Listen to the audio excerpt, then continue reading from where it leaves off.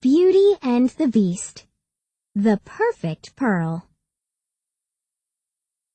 It was a lazy afternoon at the Beast's castle, and Belle and Chip were exploring the library. The Beast had just given Belle all the books for her very own, and Belle hoped that someday she would read every single one. "What do you suppose is behind these doors, Chip?" Belle asked the enchanted teacup. "Books," Chip replied. Belle laughed. "I meant, what kind of books, silly?" Belle threw open the doors. "I knew it! More beautiful adventures, tucked away and forgotten, maybe even unread," she said. It wasn't that the Beast didn't use the library, but when he did, he always read the same book. "My library is your library," he liked to remind Belle. "Read and enjoy any book you find." It hadn't been long since Belle had agreed to stay at the castle in return for her father's freedom. But each day, she was getting to know the Beast better. She was starting to think that he might care about her happiness. So Belle took the Beast at his word and made herself at home in the library. Many days she spent hours there, reading book after book, losing all track of time. Belle considered books priceless treasures, so when she took a break from reading, she gave the books special attention. Belle asked Babette to help her dust them. She shelved any stray books. She even pressed flat any folded pages. One morning, Belle noticed the Beast had left his favorite book lying open on the arm of his chair. "That's not good for the binding," Belle said. She picked up the book and examined it. Although the leather cover was worn, it was a beautiful volume with a brass clasp decorated with pearls. But Belle noticed one of the pearls was missing. Belle looked around on the floor in case it had fallen out just then. Chip helped her search. "I found something," he called. There, by the library door, was a single perfect pearl. "Let's see if it fits," Belle suggested.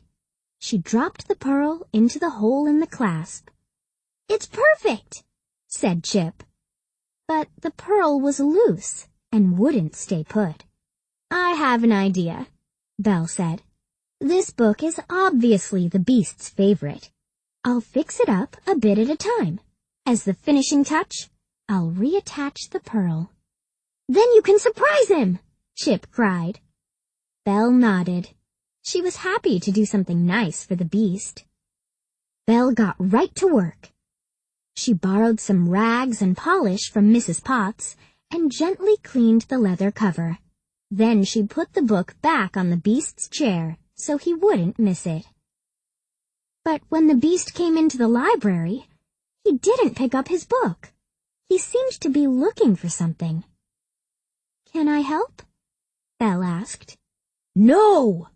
he bellowed. Then, more quietly, he added, No, excuse me."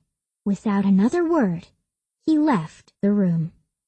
Belle was surprised, but shrugged it off, assuming the Beast's bad mood would pass. At least this time he had apologized for his rude behavior. That afternoon, Belle did some more work on the book. Carefully, she smoothed out rumpled pages and polished the brass clasp. "I can see myself!" Chip exclaimed. Again, Belle put the book back in its place on the Beast's chair. Later that evening, Belle passed the Beast in the hall. She smiled and stopped to greet him. "Good evening." "Good night," he snapped, hurrying by. Belle stood there, a bit stunned. He hadn't even glanced her way. Is something the matter? She wondered. The next morning, it was time for Belle to add the pearl. But she wasn't sure she was ready to give the book to the Beast. He had been so grouchy the day before. What will he be like today? She wondered. Just then, the Beast burst through the door. "You?" he cried. "You've had the pearl all along? I've been looking everywhere trying to find it." "Well, why didn't you say so?" Belle shouted. Then she tossed the pearl onto the table. "By the way, I've been fixing up your book as a surprise." The Beast was shocked. He looked at the book. He picked up the pearl. Then he smiled and began to laugh. Belle stormed toward the door. "Belle, wait," the Beast said. His gentle voice made Belle stop and turn. "I've been working on something for you, too." In the Beast's hand was a lovely antique pin. "It's been in my family a long time," he explained. "I wanted you to have it. But first, I had something to add." He placed the pearl on the pin at the base of the rose. It fit perfectly. "I removed the pearl from my book yesterday," he said, "but I must have dropped it on my way out and—" He looked down. "I'm sorry I blamed you." Now it was Belle's turn to laugh. "Well, I'm sorry I stole your surprise."